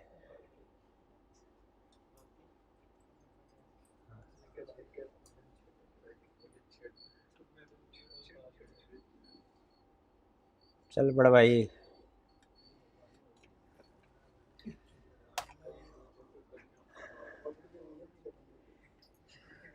आ गया आ गया आ गया, चलें बस ठीक है। कह रहे F test is use to check whether variance of two population are equal. यानी इसका मतलब क्या हुआ हमारा, एफ टेस्ट में नल हाइपोथेसिस हमेशा कौन सा होगा, वेरिएंस इक्वल है कि नहीं है, और हमेशा टू टेल्ड हो। सुभान अल्लाह सुभान अल्लाह। अच्छा इसको पढ़ना आता है आपको? ये क्या लिखा हुआ है, सिग्मा या वेरिएंस कह लें, या ये वन को जरूर पढ़ना है। Variance of one population is equal to variance of second other population. One और टू को ध्यान में रखिएगा। यानी हमारा नल हाइपोथेसिस हमेशा यही है। एग्रीड। आगे चल, स्टेप्स सेम। सबसे पहले क्या है, कौन सा टेस्ट परफॉर्म करना है। अब ये कैसे पता चलेगा कब एफ टेस्ट परफॉर्म करना है, जब वो कहेगा देखो वेरिएंस इक्वल है कि नहीं। और फिर उसके बाद टेबुलेटेड वैल्यू कैलकुलेट करनी है, टेबुलेटेड वैल्यू आइडेंटिफाई करनी है, फिर कैलकुलेटेड वैल्यू करनी है, दोनों को कंपेयर कर देना। टेबुलेटेड वैल्यू, अच्छा कहता है यहां पे गौर से सुनो भैया, एक चीज नहीं है क्या, सिग्निफिकेंस लेवल। कहता है ये चूंकि टू टेल टेस्ट होगा इसीलिए आपको डिवाइडेड बाय 2 करना पड़ेगा वैल्यू देखने के लिए, टेबल में से वैल्यू देखने के लिए डिवाइडेड बाय, क्योंकि टू टेल टेस्ट है। टू टेल टेस्ट में 5% सिग्निफिकेंस लेवल हो, अगर सिंगल टेल हो तो से 0.05 ही देखेंगे टेबल में, और टू टेल्ड हो तो 0.05 डिवाइडेड बाय 2 करके देखेंगे। तो ये टू टेल्ड है ना, ये ज़हन में रखिएगा। और कहता है दूसरी बात ऐसी है, उछल पड़ेंगे आप। काई स्क्वायर टेस्ट में, सॉरी जी टेस्ट में और बाकी के हाइपोथेसिस टेस्ट में क्या फर्क है। जी टेस्ट में डिग्री ऑफ फ्रीडम नहीं है, काई स्क्वायर में और बाकी के टेस्ट में क्या फर्क है, नहीं, काई स्क्वायर हमेशा सिंगल टेल्ड होगा, और एफ टेस्ट में और बाकी के वो टू टेल तो दूसरे भी हो सकते हैं, इसके डिग्री ऑफ फ्रीडम 2 है। क्यों क्यों क्यों 2 हैं, सैंपल 2 हैं, शाबाश, sample 2 degree of freedom, there will be 2 degrees of freedom because there are 2 samples, 2 samples. इसको सर का असर हो गया, हाँ सिर्फ करें, हाँ अल्लाह करे मैं आगे कैलकुलेशन गलत ना कर जाऊं मेरे भी असर ना हो गया हो इसका तो ये दो डिग्री ऑफ फ्रीडम ध्यान में रखिएगा। स्टेप 3 में क्या करना है, एफ वैल्यू कैलकुलेट करनी है। एफ वैल्यू क्या है, पहले की स्टैंडर्ड डिवाइड बाय दूसरे की स्टैंडर्ड, बस सिंपल। और बताएं इससे आसान कोई चीज होगी, इससे आसान फार्मूला पूरी स्टैंड में मुझे नहीं लगता कोई है। क्या फार्मूला है, एक का वेरिएंस, पहले स्टैंडर्ड डेविएशन के ऊपर ये स्क्वायर भी लगा हुआ है तो वेरिएंस ही होता है ये। स्टैंडर्ड डेविएशन वेरिएंस में क्या फर्क है, स्टैंडर्ड डेविएशन का स्क्वायर ले लें वो वेरिएंस डिवाइडेड बाय दूसरी पर। लेकिन कहता है एक चीज का हमेशा ध्यान रखना, higher standard deviation will always be ऊपर हायर होगी, जो हायर वाली ऊपर, ताकि आंसर हमेशा ग्रेटर देन मानना है। फिर कंक्लूजन आपको पता है वैसे ही, क्लियर। ये ठहर जाए, क्वेश्चन किसने सॉल्व करने हैं। और अभी तो इसमें मैंने आपको एक चीज भी बतानी है इसके अंदर,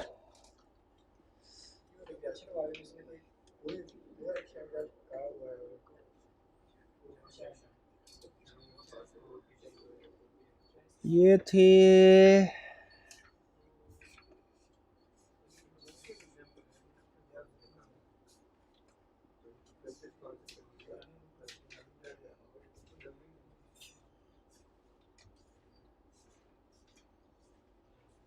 ये आ गया एफ टेस्ट, ये आ गया, ठीक है। हाँ ये एग्जाम्पल 11 है, ये ज़रा ध्यान से देखिए। नहीं ये कैफ की है, ये पीआरसी की नहीं है।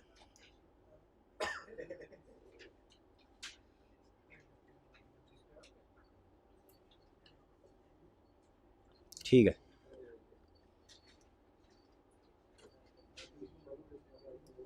ये एग्जाम्पल क्या रे भाई, comparing population means for unequal population variance. कह रहे in light of a recent large corporation bankruptcy, auditors are becoming increasingly concerned about the possibility of fraud. Auditors might be help in determining the chances of fraud if they carefully measure cash flow। कहता है cash flow को अंदाजा लगाएं तो आपको fraud का अंदाजा हो जाता है हुआ कि नहीं हुआ किसी कंपनी में। To elevate this possibility sample of mid-level auditors from CPA firms were presented with cash flow information from a fraud case and they were asked to indicate the chance of material fraud on a scale from 0 to 100. Random sample of 26 auditors use the cash flow information. Their mean assessment was 47.56 and the sample standard deviation was 37.56. For an independent sample of 24 auditors not using the cash flow information, the sample mean and standard deviation were 36.21 and 22.93. Test the hypothesis that population means for those who used cash flow information and those who did not use cash flow information are not same at 5% level of significance. जरा गौर से पढ़िए, test requirement क्या है, test the hypothesis that population means for those who used cash flow information and those who did not. यानी कुछ auditors हैं जो fraud detect करने के लिए कैश फ्लो का एनालिसिस करते हैं और कुछ कैश फ्लो का एनालिसिस नहीं करते। वो देखना चाहते हैं दोनों का मीन इक्वल है कि नहीं है। Who did not use cash flow information are not at 5% level of significance. Null hypothesis क्या है कि mean of one population is equal to mean of second population. तो ये टेस्ट ऑफ मीन का क्वेश्चन है, इक्वालिटी ऑफ मीन का question है कि इक्वालिटी ऑफ वेरिएंस का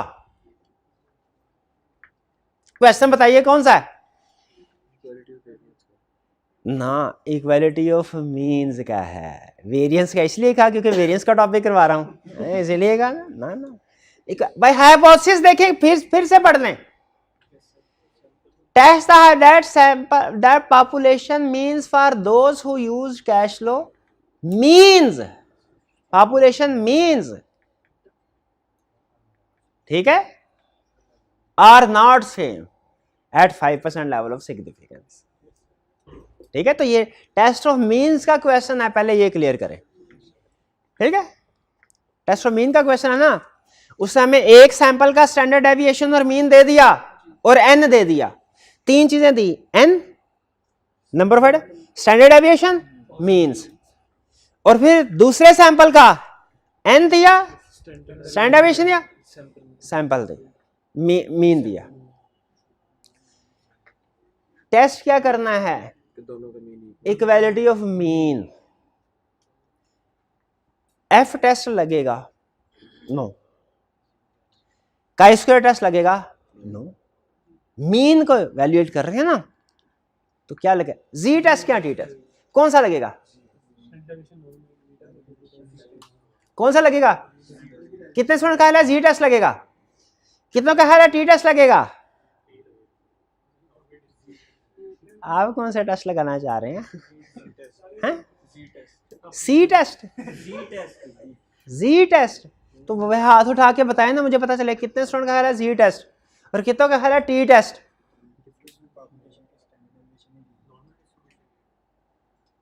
नॉर्मल डिस्ट्रीब्यूशन तो बताया नहीं। हाँ वो कंडीशन है बिल्कुल।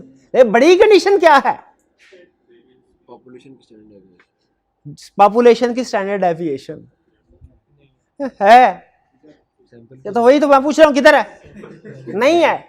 उसने सैंपल 1 की दी है स्टैंडर्ड, सैंपल 2 की दी है, पॉपुलेशन की नहीं दी है, इसीलिए टी टेस्ट है। टी टेस्ट, टी टेस्ट है। कौन सा है? अब सुनिए, हाँ फार्मूला सुन लें इसका। ये क्योंकि ये पहला, इसलिए मैंने क्लास के स्टार्ट में पूछा था कि वो डिफरेंस ऑफ मीन में आपने जी टेस्ट से किए हैं कि आपने कहा सारे जी से किए हैं, तो अब टी से आ गया। इसका सुन लें, इसके 3 फार्मूले हैं। अच्छा सिर्फ कंसेप्ट है। इसमें एक बात मैं आपको बता दूं, स्टैट में मैं जब स्टूडेंट था ना, बड़ी मेरी जान जाती थी, और सिर्फ एक वजह से, बेतहाशा फार्मूले और बेतहाशा कैलकुलेशंस। वो मैथ जितने टाइम में मैथ का एक या काउंटिंग का एक कंसेप्चुअल क्वेश्चन करते हैं, इसका मीन का छोटा सा सवाल उतने टाइम में हुआ करता था, और फार्मूले बहुत ज़्यादा। तो ये भाई ये इसमें इनहेरेंट प्रॉब्लम है, फार्मूले तो आएंगे ही आएंगे, ठीक है। लेकिन आपके दौर में प्लस पॉइंट अब ये है, अब आपका कैलकुलेटर डायरेक्ट आपको स्टैंडर्ड डेविएशन मीन कैलकुलेट कर देता है। हमारे ज़माने में ये कैलकुलेटर नहीं था, हमें वो सिंपल यहाँ होगा, वो हमें उसकी इजाज़त नहीं थी, यहाँ मिलता नहीं था, उतना कॉमन नहीं था। अब तो आप डायरेक्ट कर सकते हैं। सुन ले, test of difference of mean है, टेस्ट ऑफ टी टेस्ट के जरिए। जब टी टेस्ट करना है ना, तो फार्मूला कौन सा लगेगा, डिपेंड करता है कि क्या दोनों जो सैंपल हैं इनकी पॉपुलेशन का वेरिएंस सेम है, या कि वेरिएंस इक्वल है या वेरिएंस नॉट इक्वल है। असल में एफ टेस्ट का काम पता है क्या? एफ टेस्ट का सिर्फ एक काम है, एफ टेस्ट का सिर्फ एक काम है, बताना वेरिएंस इक्वल है कि नहीं। और कहां पे इस्तेमाल होता है? टी टेस्ट में, जब डिफरेंस ऑफ मीन का क्वेश्चन हो। टी टेस्ट में जब डिफरेंस ऑफ मीन का क्वेश्चन हो, तो फार्मूला लगाने से पहले हमने देखना है वेरिएंस इक्वल है या वेरिएंस इक्वल नहीं है। अच्छा अब सुन ले, अगर वेरिएंस, क्योंकि कंसेप्ट है, कंसेप्ट पिक कर लिया, बाकी कुछ भी नहीं है। अगर वेरिएंस इक्वल हो ना, वेरिएंस इक्वल हो, तो जो आपको पता है वो हम स्टैंडर्ड डेविएशन फार्मूला में यूज करते हैं ना, divided by standard deviation over N under root standard error में। अगर वेरिएंस इक्वल हो तो फार्मूला में 2 स्टैंडर्ड डेविएशन नहीं, 2 वेरिएंस नहीं, एक ही वेरिएंस यूज किया जाता है टी टेस्ट में। लेकिन अगर वेरिएंस इक्वल नहीं ना है, तो फार्मूला में 2 वेरिएंस यूज किए जाएंगे, सैंपल 1 पॉपुलेशन 1 वाला लैदा, 2 वाला लैदा। नहीं बात समझ आई? फिर सुन लें, एफ टेस्ट का काम क्या है? वेरिएंस देखना इक्वल है कि नहीं। ये कहां इस्तेमाल होता है? T test difference of mean में। कैसे इस्तेमाल होता है? अगर हम difference of mean T test के जरिए से कर रहे हो, difference of mean T test के जरिए से कर रहे हो, तो हमने पहला स्टेप ये देखना है दोनों के वेरिएंस इक्वल हैं कि नहीं। अगर दोनों के वेरिएंस इक्वल हैं तो टी कैलकुलेटेड में, टी कैलकुलेट करते हुए जो फार्मूला में वेरिएंस यूज होगा ना, वो एक ही होगा, दोनों की एवरेज होती है, वो एक ही होता है, उसे कहते हैं पूल्ड वेरिएंस। क्या कहते हैं? Pooled variance. एवरेज वेरिएंस ध्यान में रख लें, पूल्ड वेरिएंस। अगर वेरिएंस इक्वल हो तो कौन सा फार्मूला यूज करना है? पूल्ड वेरिएंस वाला। और अगर दोनों के वेरिएंस इक्वल नहीं है, कौन सा फार्मूला यूज करना है? अलग अलग वाला, अलग वाला। अब पहले तो आप मुझे ये दिखाएं, बताएं जरा, इससे कैलकुलेट करके दिखाएं। अब देखें, इससे एग्री करते हैं, डिफरेंस ऑफ मीन का क्वेश्चन है, टी टेस्ट का है, फौरन फार्मूला लगा दें कि पहले देख लें वेरिएंस इक्वल है कि नहीं, तो दिखाएं करके वेरिएंस इक्वल है कि नहीं।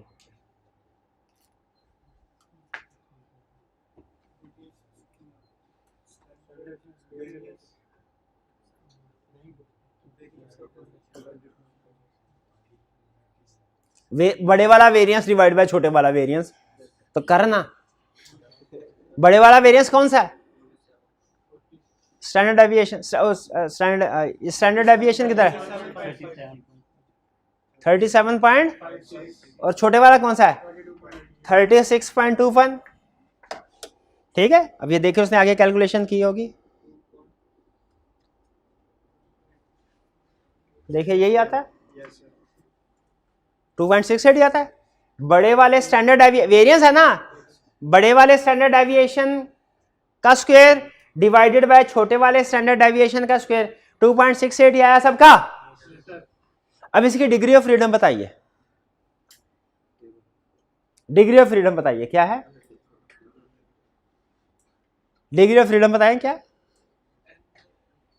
दो थी, एक n-1, एक था 26, एक का n 26 था, एक का 24 था, तो डिग्री ऑफ फ्रीडम क्या आएगी? 25 और 23 आएंगे, 25 और 23 ही आएंगे ना। ठीक है, अब ये ध्यान में रखिएगा 25 और 23, ठीक है, 25 और 23। पहले 25 है फिर 23 है। लेवल ऑफ सिग्निफिकेंस क्या था? 5% था, 5%। 5 डिवाइड बाय 2 करेंगे,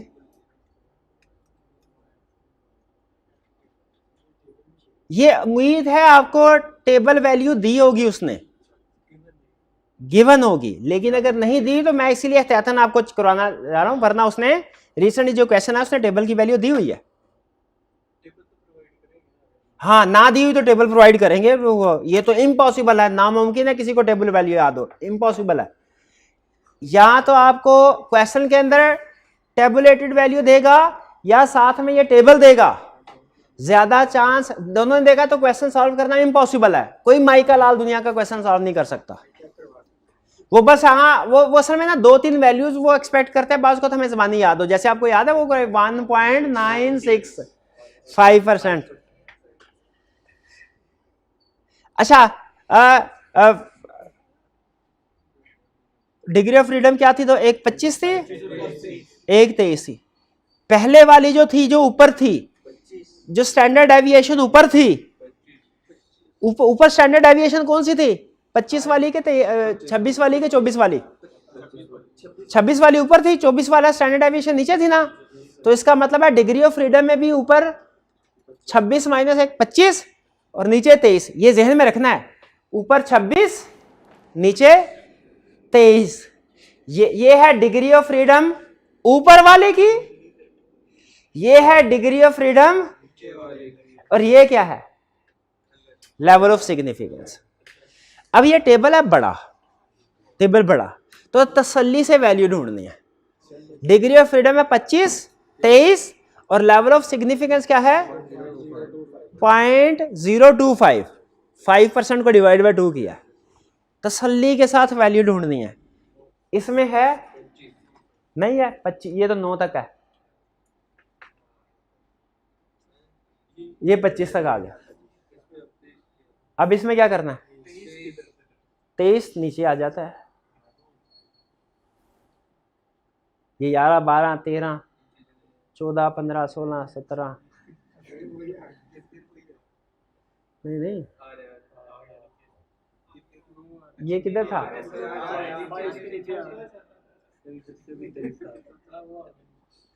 25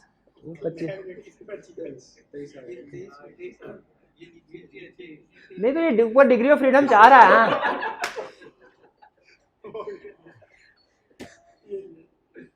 ठहर जा ये समय टेबल का आगे वाला हिस्सा है। ठहर जा भाई, 25 और ये 25 है ना, ये 25 है, और अब हमने 23 ढूंढना है इसका।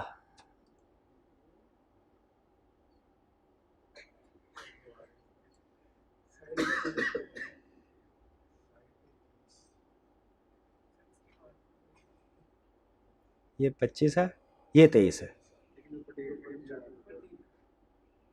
डिग्री ऑफ फ्रीडम न्यूमरेटर 3 है, कोई नहीं आगे ऊपर चलते हैं। ये 25 है।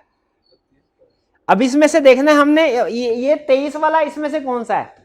इधर असल में ना उसको इधर भी नंबर शो करवाने चाहिए थे, उसने नहीं किए। ये वाला सारा सफा ऊपर वाले के आगे है, समझ रहे हैं? ऊपर वाले के आगे है। तो हमने ये देखना है, इधर से काउंट करना है 23 वाला किधर आ रहा है। 17, ये 23, ये है 23, 1 2 3 4 5 6। हाँ यहां से अब ये 25 आ गया, और ये 1 2 3 4 5 6, इसका मतलब है ये है। अब इसमें लेवल ऑफ सिग्निफिकेंस कौन सा था? वो कौन से वाले नंबर पे था? तीसरे में था। 2.29, 2. भाई समझ आ गया? ये सब ना टेबल आगे उसको करा तो आसान हो जाता हमारे लिए, या कम से कम इधर ही अल्लाह का बंदा वो इधर नंबरिंग कर देता। नहीं हार्डवेयर में उम्मीद है वो आपको वैल्यू दे ही देगा मुझे लगता है। 2.29। अब आई कैप की वैल्यू के साथ में हाँ ये देखा, हाँ थोड़ा टाइम लग गया है। हाँ, समोसे बनते खिला देना मुझे। 2.29। अब ये टेबुलेटेड वैल्यू है, ये कैलकुलेटेड वैल्यू है। क्या मतलब हम क्या करते हैं? अल्टरनेट हाइपोथेसिस को भाईजान ये टेबल वैल्यू, तो ये एक्सट्रीम वैल्यू आ रही है, एक्सट्रीम। ये F2.68 है, कैलकुलेटेड 2.6 है, कैलकुलेटेड टेबल से ज्यादा है, तो नल हाइपोथेसिस को क्या करते हैं? रिजेक्ट। इसका मतलब है वेरिएंस इक्वल नहीं है। देखिए आगे यही कह रहे हैं ना, we reject the null hypothesis, variance equal नहीं है। तो फार्मूला जो इस्तेमाल करना है टी स्टैटिस्टिक्स का, वो पूल्ड वेरिएंस वाला फार्मूला इस्तेमाल करना। वेरिएंस इक्वल नहीं है, सॉरी पूल्ड वाला नहीं, दूसरा करना। हाँ वेरिएंस इक्वल नहीं है। दूसरे वाला फार्मूला कौन सा है ये देखें,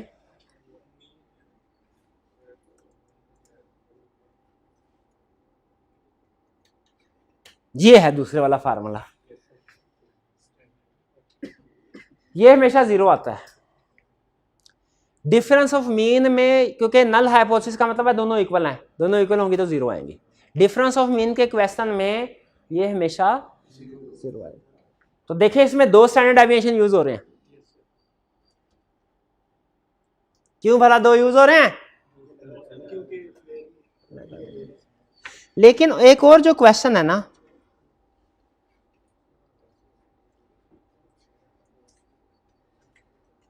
वह 10, ये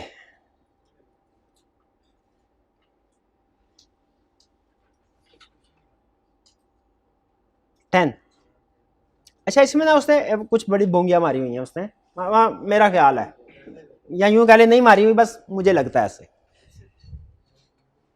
क्वेश्चन सारा उसने बनाया, हमें चाहिए होते, याद रखिए दुनिया का कोई भी आप स्टैट की टेक्निक इस्तेमाल करना चाहें ना, आपको 3 चीजें चाहिए होती हैं, एन, मीन, स्टैंडर्ड डेविएशन। और ये कहां से कैलकुलेट होती हैं? हमारे सैंपल से। पहले जो अभी क्वेश्चन किया ना उसमें इसने तीनों चीजें आपको याद है खुद दे दी थी। अब कह रहा है मैंने ना टेबल 4 एक दिया हुआ है, टेबल 4 किताब के एंड पे या चैप्टर के एंड पे, टेबल 4, उसमें 2 सैंपल हैं, हर सैंपल में 50-50 नंबर है। कह रहा है इन सबको कैलकुलेट करके पहले तो इनको गिनो कितने हैं, गिना मैंने 50 थे, दूसरी आइटम भी 50 थे।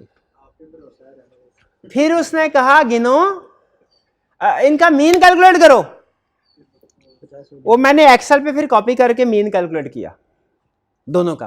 फिर उसने कहा स्टैंडर्ड डेविएशन कैलकुलेट करो, क्योंकि हम इन 3 चीजों के बगैर आगे चल नहीं सकते।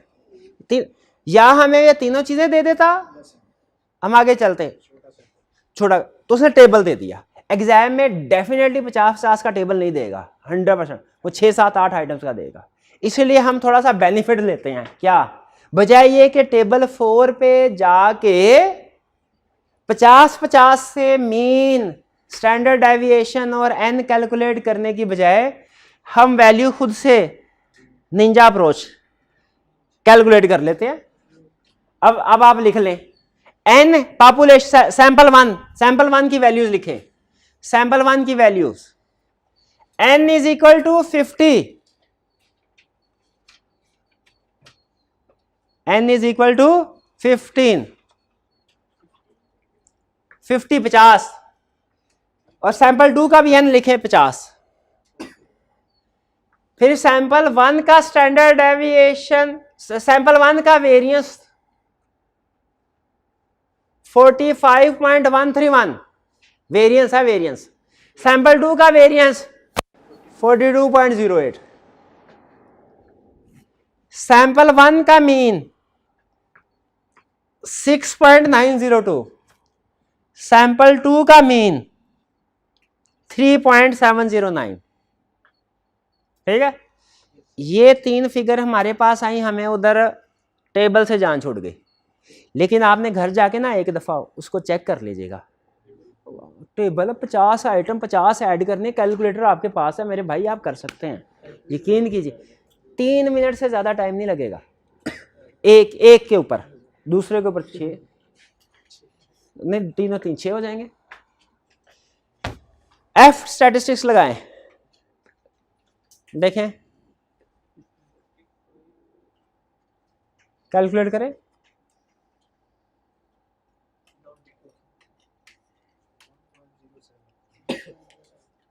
वन 1.07 हो गया है, बड़ी कैलकुलेशन की है। अब क्या tabulated value, level of significance क्या होगा? 5%, 0.05। हाँ नहीं, 2 से डिवाइड करना है, 2 टेल है ना। हाँ, डिग्री ऑफ फ्रीडम क्या है? अच्छा, यहां पे ये पता उसने क्या, 49 टेबल में आई नहीं, तो उसने कहा कोई बात नहीं, 50 तो है ना, क्लोज वाली फिगर ले लो। ये साइंस देखिए उसकी, कहता है ये और 50 एक ही है। क्यों? क्योंकि टेबल में 50 की वैल्यू मिलेगी, ये नहीं मिलेगी। डिग्री ऑफ फ्रीडम 50 और लेवल ऑफ सिग्निफिकेंस क्या है? 0.0। अब ये फिर उसी टेबल में हम गर्क होने लगे हैं। न्यूमरेटर 50 था और डिनोमिनेटर भी 50 था, तो ये आ गई ना 50। लेवल ऑफ सिग्निफिकेंस तीसरा, आगे चलते हैं। लेवल ऑफ सिग्निफिकेंस हाँ तीसरे वाला। अब ये देखिए, ये ज़हन में रखिएगा, ये 50 है, इसके आगे चलना है, यानी ये होगी हमारी पहला, दूसरी, तीसरे, चौथा, पांचवा और 5वें के आगे तीसरा लेवल ऑफ सिग्निफिकेंस है, ये याद रखिएगा। हाँ ये आ गया, इधर 50 आ गया ना। अब इधर क्या था? 1 2 3 4 5 यहां पे था, और ये 3, ये 3 ये आ गया। अच्छा ये तीसरा, हाँ 1.75 देखिए, 1.75 वैल्यू, ये वही है वैल्यू 1.75। अब कंक्लूजन क्या है? अब फर्क पता चला, पहले वाले में नल हाइपोथेसिस क्या था, वेरिएंस क्या था, जो इससे पहले क्वेश्चन किया है उसमें इक्वल था क्या नॉट इक्वल था? अब यहां पे चूंकि वैल्यू उससे कम है कैलकुलेटेड वैल्यू टेबल से, तो हम एक्सेप्ट करते हैं, यानी यहां पे वेरिएंस इक्वल है। पहले इक्वल नहीं था, जिस क्वेश्चन में वेरिएंस इक्वल नहीं था वहां पे वहां पे डिफरेंस ऑफ मीन में 2 वेरिएंस का फार्मूला लगाया था, पूल्ड वेरिएंस। पूल्ड वेरिएंस, यहां पे उसने लफ्ज लिखा होगा, यहां पे पूल्ड वेरिएंस, हाँ ये पूल्ड वेरिएंस कहता है, पूल्ड वेरिएंस। अच्छा, ये पूल्ड वेरिएंस का फार्मूला बजाहिर देखने में आपको बड़ा मुश्किल लग रहा होगा, जरा देखें, मुश्किल लग रहा है ना। हालांकि असल में आप थोड़ा सोचे ना, तो ये उसने एवरेज कैलकुलेट की हुई है। n1 -1 इधर है और n1 -2, उसने दोनों सैंपल के नंबर नीचे लिखे और दोनों का स्टैंडर्ड डेविएशन वेटेड ऊपर लिखा। वेटेड ऐसे निकलता है ना, एवरेज, ये एक स्टैंडर्ड डेविएशन, ये एक वेरिएंस, ये दूसरा वेरिएंस। एन से मल्टीप्लाई क्यों किया? वेट के लिए, और फिर divided by whole sum. Average calculate करनी आती है? दो सैंपल की दो एवरेजेस हों, उन दोनों की आगे एवरेज कैलकुलेट करनी आती है? एवरेज की ये उसने बेसिकली उसको एवरेज आउट किया। पूल्ड वेरिएंस का मतलब क्या है? Weighted variance. एक का वेरिएंस मल्टीप्लाइड बाय उसका वेट, -1 आपको पता है हम उसको बायसनेस एक्सक्लूड करने के लिए करते हैं। एक का वेरिएंस मल्टीप्लाइड बाय उसका नंबर, दूसरे का वेरिएंस मल्टीप्लाइड बाय उसका नंबर, डिवाइडेड बाय दोनों का नंबर। इसका नीचे फिर फार्मूला। अब देखिए इस फार्मूला में नोट कीजिए फर्क। उसने एक वेरिएंस यूज किया है, दो नहीं किए। फर्क समझ आया? तो आज हमने सीखा एफ टेस्ट। एफ टेस्ट अपने आप में बहुत आसान है, लेकिन उसकी जो एप्लीकेशन है T test, difference of mean. देखिए आएगा कि नहीं आएगा मुझे नहीं उम्मीद है, नहीं आएगा। ठीक है, डिफरेंस ऑफ मीन। तो इसका मतलब है जब कभी एग्जाम में difference of mean T test आया, T difference of mean Z test आया, तो वैसे ही खड़का देना जैसे खड़काते होते थे। Difference of mean T test आया तो फिर पहले एफ वाला टेस्ट लगाना है, क्या देखने के लिए? Variance equal. क्यों? वेरिएंस इक्वल हुआ तो पूल्ड वेरिएंस वाला फार्मूला यूज करना है, वेरिएंस इक्वल ना हुआ तो सेपरेट वेरिएंस वाला फार्मूला यूज करना है। ठीक है। अच्छा वैसे टी टेस्ट जो डिफरेंस ऑफ मीन है ना, सारे इतने मुश्किल नहीं है, एक कुछ आसान भी है, एक बहुत आसान भी है, वो भी आपको दिखा दूं ताकि आप हिम्मत ना हारें। आपको पता हो T test difference of mean आसान भी आ सकता है। वो कौन सा है? उसे कहते हैं paired data. Paired data, paired data का मतलब होता है जब भाईजान ये भाई कैसे हैं, अच्छे हैं कि बुरे हैं? अच्छे हैं भाईजान, बुरे हैं। अब देखें वेरिएबल एक ही है, एक बंदे ने कहा अच्छा, एक बंदे ने कहा बुरा। इसका मतलब ये हुआ एक ही वेरिएबल के आगे मिस्टर ए का ओपिनियन ये आ जाएगा, मिस्टर बी का ओपिनियन ये आ जाएगा। हम देखना चाहते हैं दोनों में डिफरेंस है कि नहीं, दोनों के मीन में डिफरेंस है कि नहीं। ये भी डिफरेंस ऑफ मीन का सवाल है, लेकिन फर्क बता सकते हैं इसमें और प्रीवियस क्वेश्चन में? क्या फर्क है?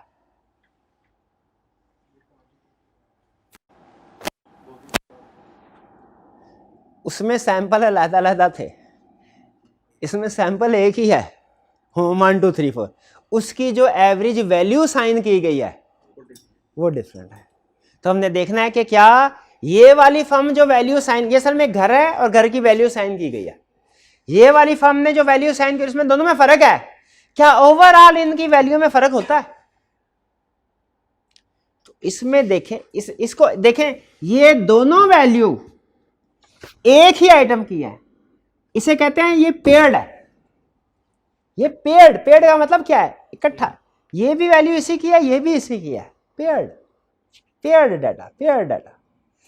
क्या जो इससे पहले वाला हमने कहा था सीए फर्म ने 26 ने ये किया और 24 ने ये किया है, वो पेयर्ड डाटा था?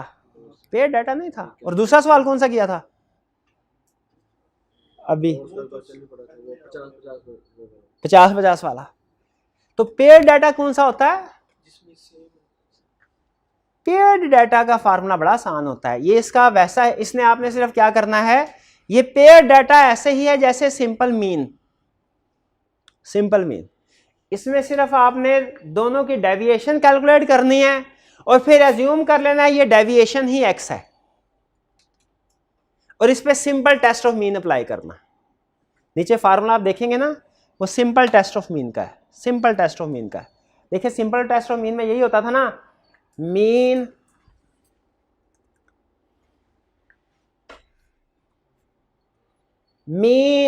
Minus mu over standard deviation divided by N under root. ये वेरिएंस का अंडर रूट जब सॉल्व करेंगे स्टैंडर्ड डेविएशन ही आएगा।